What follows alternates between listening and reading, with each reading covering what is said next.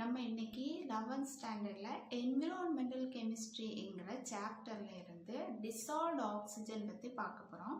இப்போ உள்ள சிலபஸ் படி இந்த சாப்டர் வந்து 11th ஸ்டாண்டர்டில் கிடையாது. ஆனால் நீட் எக்ஸாம், ஜேஇ எக்ஸாம், அதுக்கப்புறமா வரக்கூடிய இந்த காம்படேட்டிவ் எக்ஸாம்ஸ்க்கு எல்லாமே இந்த என்விரான்மெண்டல் கெமிஸ்ட்ரியில இருந்து இந்த டிசால்வ்ட் ஆக்சிஜன்ங்கிற டாபிக்ல இருந்து கொஸ்டின் கேட்குறாங்க. So today's class we are going to discuss about dissolved oxygen. Dissolved oxygen short form வந்து DO அப்படின்னு சொல்லுவாங்க. நம்ம sometimes question paperல கூட define DO. What is DO? DO stands for dissolved oxygen. So what is dissolved oxygen? Dissolved oxygen என்ன? The amount of oxygen dissolved in unit volume of the sample of water. அப்படின்னா இப்போ நம்ம 1 litre waste water sample எடுத்திருக்கோம். அதில் எவ்வளவு amount of dissolved oxygen இருக்குது அப்படி நம்ம கால்குலேட் பண்ணும்போது இந்த டெஃபினிஷன் யூஸ் பண்ணுறோம். ஸோ பொதுவாக என்ன சொல்லணும்னா dissolved oxygen is defined as the amount of oxygen dissolved in the water. ஒரு வாட்டர் சாம்பிள் இருக்குது, இல்லை ஒரு பாண்ட் இருக்கலாம், இல்லை ஒரு ரிவர் இருக்கலாம். அந்த இடத்துல எவ்வளவு அமௌண்ட் ஆஃப் ஆக்சிஜன் டிசால்வ் ஆயிருக்கு, அந்த வாட்டர்ல எவ்வளவு அமௌண்ட் ஆஃப் ஆக்சிஜன் டிசால்வ் ஆயிருக்குங்கிறது தான் நம்ம வந்து டிசால்வ்ட் ஆக்சிஜன் சொல்றோம். So what is dissolved oxygen? Amount of oxygen dissolved in the water is known as dissolved oxygen. இப்போ டெஃபினிஷனா நம்ம எப்படி எழுதணும்னா the amount of oxygen dissolved in unit volume of the water sample is called dissolved oxygen. It is expressed as milligram per liter or ppm. இதை வந்து ரெண்டு வேலை சொல்றாங்க. ஒன்று வந்து milligram, its unit. Its unit is expressed as milligram per liter or parts per million. ஷார்ட்டா ppm னு சொல்லுவோம். So this DO is expressed as milligram per liter or parts per million, that is ppm. Dissolved oxygen என்னன்னு பார்த்தோம். Next, what are the sources of this dissolved oxygen? இந்த dissolved oxygen ஓட sources எதெல்லாம்? இப்போ இதான் ஒரு பாண்டுன்னு வச்சுக்கிட்டோம்னா இந்த பாண்டில் சர்ஃபேஸில் வந்து வாட்டர் இருக்கு. அது மாதிரி இதுக்கு இங்கே வந்து இதோட அக்வாட்டிக் பிளான்ஸ் இருக்கும். இந்த மாதிரி சின்ன சின்ன கிராஸஸ் எல்லாமே இருக்கும். பாசின்னு நம்ம தமிழில் சொல்லுவோம்.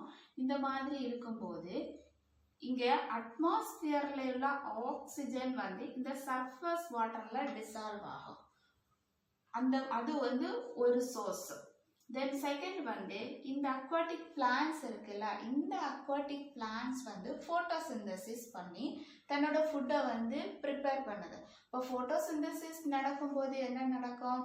Plans absorb carbon dioxide, water and chlorophyll pigment in the presence of sunlight. It prepares their food and it liberates oxygen. அந்த ஆக்சிஜன் வந்து இந்த வாட்டர்ல டிசால்வ் ஆயிருக்கும். அப்படி 2 waysல வந்து நமக்கு இந்த டிசால்வ்ட் ஆக்சிஜன் வாட்டர் சாம்பிள்ல இருக்கும். These are the sources of dissolved oxygen. First source is atmospheric oxygen. This atmospheric oxygen dissolves in the surface of the water during the aerating action of or passing of the wind on the surface of the water. So wind வந்து இந்த surface of waterல எப்படி pass ஆகும்போது atmospheric oxygen வந்து இந்த வாட்டர்ல dissolve ஆகும். அது வந்து ஒரு source. So atmospheric oxygen is one of the sources of this dissolved oxygen. Then second one is aquatic plants liberates oxygen during their photosynthesis process. இந்த aquatic plants எல்லாமே photosynthesis பண்ணும்போது ஆக்சிஜனை லிபரேட் பண்ணும். அந்த ஆக்சிஜன் நம்ம வாட்டர்ல டிசால்வ் ஆகி அது டிசால்வ்ட் ஆக்சிஜனா இருக்கும். These are the two sources of dissolved oxygen. Next we are going to discuss about what are the factors affecting this dissolved oxygen. இந்த dissolved oxygen affect பண்ணக்கூடிய factors. First வந்து salinity. சலைனிட்டினா என்ன? Salt content வந்து அதிகமாக இருக்கக்கூடியது. இப்போ water contains more amount of salts, it contains low dissolved oxygen. Sea water எடுத்துக்கிட்டோம்னா அங்கே வந்து டிசால்வ்ட் ஆக்சிஜன் வந்து கம்மியாக இருக்கும். ஃப்ரெஷ் வாட்டரில் எடுத்துக்கிட்டோம்னா டிசால்வ்ட் ஆக்சிஜன் கண்டென்ட் வந்து அதிகமாக இருக்கும். Salty water holds less oxygen than fresh water. Salty வாட்டரை விடையும் ஃப்ரெஷ் வாட்டரில் டிசால்வ்ட் ஆக்சிஜன் கண்டென்ட் அதிகமாக இருக்கும். செகண்ட் வந்து டெம்பரேச்சர்.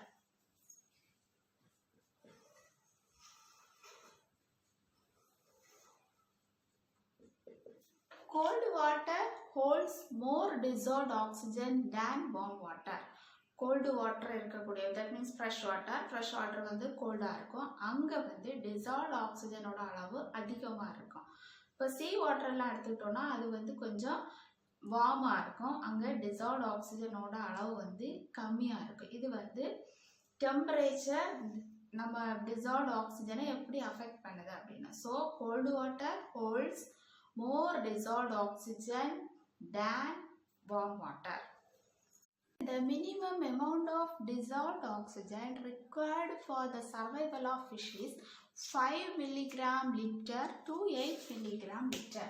இப்போ fishes வந்து சர்வைவல் பண்ணதுக்கு எவ்வளவு அமௌண்ட் ஆஃப் டிசால்வ்ட் ஆக்சிஜன் நமக்கு தேவைன்னா 5 மில்லிகிராம் பர் லிட்டர்ல இருந்து 8 மில்லிகிராம் பர் லிட்டர் வரைக்கும் அந்த வாட்டர் பாடியில் வந்து டிசால்வ்ட் ஆக்சிஜன் இருக்கணும். Fishes and all aquatic organisms like plants and animals, planktons எல்லாமேத்துக்குமே ரெஸ்பிரேஷன் பண்ணுறதுக்கு வந்து இந்த டிசால்வ்ட் ஆக்சிஜன் தேவை. நார்மல் ஆக்சிஜனை வந்து இந்த ஃபிஷஸ், அக்வாட்டிக் பிளான்ட்ஸ், அனிமல்ஸ் இதெல்லாம் வந்து ப்ரீத் பண்ணுறதுக்கு இன்ஹேல் பண்ண முடியாது.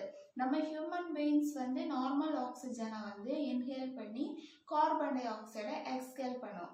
ஆனால் அக்வாட்டிக் பிளான்ட்ஸ், அக்வாட்டிக் அனிமல்ஸ் எல்லாமே வந்து இந்த டிசால்வ்ட் ஆக்சிஜனை தான் ப்ரீத் பண்ணுறதுக்காக இன்ஹேல் பண்ணும். அப்போது இந்த ஃபிஷ்ஷஸும் அக்வாட்டிக் அனிமல்ஸ், அக்வாட்டிக் பிளான்ட்ஸ் இது எல்லாமே சர்வைவல் பண்ணதுக்கு எவ்வளவு அமௌண்ட் ஆஃப் டிசால்வ்ட் ஆக்சிஜன் தேவைன்னா அந்த வாட்டர் பாடியில் 5 மில்லிகிராம் பர் லிட்டரில் இருந்து 8 மில்லிகிராம் பர் லிட்டர் வரைக்கும் டிசால்வ்ட் ஆக்சிஜன் இருந்தால் மட்டும்தான் இந்த அனிமல்ஸாலையும் ஃபிஷ்ஷஸாலையும் அந்த வாட்டர் பாடியில் சர்வைவல் பண்ண முடியும்.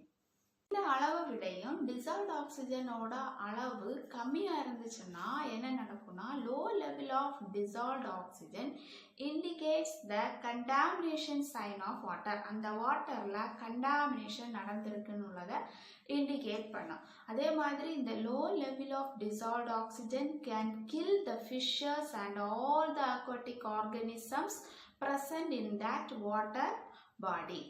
Next we see about the determination of dissolved oxygen. Dissolved oxygen ஒரு வாட்டர் பாடியில் இருக்குது, அதை வந்து எப்படி டிட்டர்மைன் பண்ணுறது? Determination can be done by Winkler method. Winkler மெத்தடுங்கிற ஒரு மெத்தட் மூலமாக நம்ம வந்து வாட்டர் பாடியில் இருக்கக்கூடிய டிசால்வ்ட் ஆக்சிஜனை determine பண்ணலாம். Winkler method is a technique used to determine the dissolved oxygen present in the fresh water system. அதே மாதிரி இப்போ நம்ம வாட்டர் சாம்பிள் எடுக்கிறோம். இது ஆன் சைட்டாக செய்யக்கூடிய ஒரு டெக்னிக்கு. இந்த வாட்டர் சாம்பிளை எடுத்து உடனே இந்த மெத்தடை யூஸ் பண்ணி நம்ம டிசால்வ்ட் ஆக்சிஜனை வந்து டிட்டர்மைன் பண்ணணும். எவ்வளவு அமௌண்ட் ஆஃப் டிசால்வ்ட் ஆக்சிஜன் இருக்குது அப்படிங்கிறத வந்து டிட்டர்மைன் பண்ணணும். அப்போது அதை எடுத்து கொஞ்ச நாள் வச்சுட்டு அதுக்கப்புறமா நம்ம வந்து அந்த டெஸ்ட்டை பண்ணலாம். அதில் டைட்ரேஷனை பண்ணி நம்ம எவ்வளோ அமௌண்ட் ஆஃப் டிசால்வ்ட் ஆக்சிஜன் இருக்குது அப்படின்னு கால்குலேட் பண்ணலான்னா ஆக்சிஜனோட அளவு வந்து சேஞ்ச் ஆகும். So Winkler method is use to determine the dissolved oxygen content present in the amount of the sample. Then இந்த விங்லர் மெத்தடை வந்து ஒரு டைட்ரேஷன் பேசிஸில் தான் யூஸ் பண்ணுவோம். ஸோ டைட்ரேஷனை பண்ணி முடிச்சதுக்கப்புறமா ஒரு ஃபார்முலா யூஸ் பண்ணி தான் கால்குலேஷன் போடுவோம். அது என்ன ஃபார்முலானா, dissolved oxygen in milligram per litre equal to 8 into 100 into n dividing by capital V into small v. இப்போ இதில் 8ங்கிறது வந்து கான்ஸ்டன்ட், 100ங்கிறது 100 ml நம்ம எடுத்துருக்கிறோம். இதுங்கிறது நார்மாலிட்டி ஆஃப் த டைட்ரண்ட். நம்ம பிப்பட்டில் எது எடுக்கிறோமோ அதான் வந்து n, அதோட normality. So normality of the titrant. Then capital V is the volume of the sample taken. நம்ம எந்த வேஸ்ட் வாட்டர் எடுக்கிறோமோ அந்த வேஸ்ட் வாட்டரோட வால்யூம் தான் வந்து கேபிட்டல் V. இப்போ ஃப்ரெஷ் வாட்டர் கூட எடுத்துக்கலாம். எந்த சாம்பிள் எடுக்கிறோமோ அந்த சாம்பிளோட வால்யூம் தான் capital V. Then small v is volume of used titrant. பியூரட்டில் எவ்வளவு வால்யூம் ஆஃப் டைட்ரண்ட் எடுக்கிறோமோ அதுதான் வந்து ஸ்மால் v. பொதுவாக வந்து சோடியம் டைசல்ஃபேட் வந்து டைட்ரண்டாக யூஸ் பண்ணுறோம். அப்போ இங்கே என்னும் ஸ்மால் வியும் இந்த சோடியம் டைசல்ஃபேட்டோட நார்மாலிட்டியும் சோடியம் டைசல்ஃபேட்டோட வால்யூமையும் நம்ம எடுக்கிறோம். இப்போ பியூரட்டில் 50 ml நம்ம எடுத்திருந்தோம்னா இந்த வால்யூம் வந்து 50 mlன்னு போடுவோம். இப்போ 20 ml பியூரட் வச்சு நம்ம அந்த டைட்ரேஷனை பண்ணியிருந்தோம்னா இந்த வால்யூம் வந்து 20 ml. அதே மாதிரி இந்த நார்மாலிட்டி வந்து 0.1 நார்மல் டைசல்ஃபேட் யூஸ் பண்ணியிருந்தோம்னா நார்மாலிட்டி 0.1. 0.01 நார்மல் எடுத்திருந்தோம்னா 0.01. இந்த ஃபார்முலா யூஸ் பண்ணி தான் எவ்வளவு அமௌண்ட் ஆஃப் டிசால்வ்ட் ஆக்சிஜன் அந்த வாட்டர் சாம்பிளில் இருக்குது அப்படின்னு நம்ம கால்குலேட் பண்ணலாம். ஃபஸ்ட்டு வந்து ரெகுலர் மெத்தட் யூஸ் பண்ணி டைட்ரேஷன் பண்ணுறோம். டைட்ரேஷன் பண்ணினதுக்கு அப்புறம் தான் இந்த ஃபார்முலா யூஸ் பண்ணி எவ்வளவு அமௌண்ட் ஆஃப் டிசால்வ்ட் ஆக்சிஜன் அந்த வாட்டர் சாம்பிளில் இருக்குது அப்படின்னு நம்ம கண்டுபிடிப்போம். Next, what are the advantages of this dissolved oxygen? This is dissolved oxygen is used for the survival of all the aquatic plants and animals, including fishes, zooplanktons, then aquatic plants, etc. So first one is survival of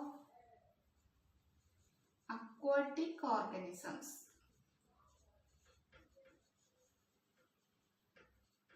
Then this dissolved oxygen is used for wastewater treatment.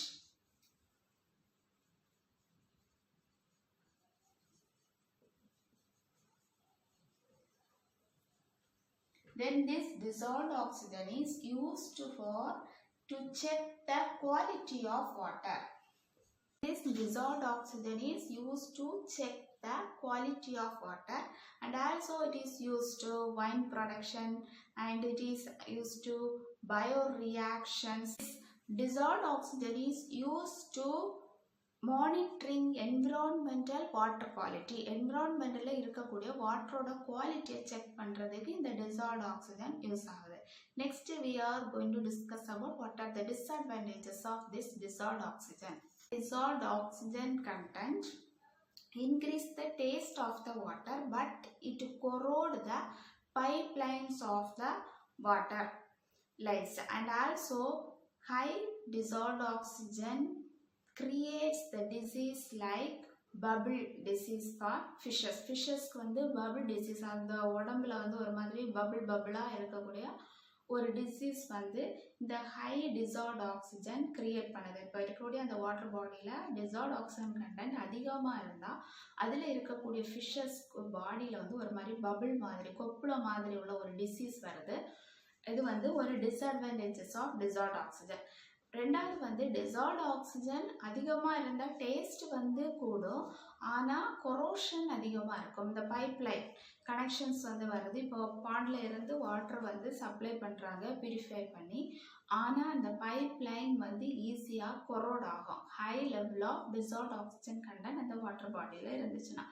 Second வந்து low dissolved oxygen can create the stress of aquatic life. Aquatic லைஃபுக்கு வந்து ரொம்ப ஸ்ட்ரெஸ்ஃபுல்லாக இருக்குது அப்படின்னா இந்த aquatic life வந்து survival பண்ண முடியாத அளவுக்கு இந்த low level of dissolved oxygen create பண்ணும். These are the disadvantages of dissolved oxygen.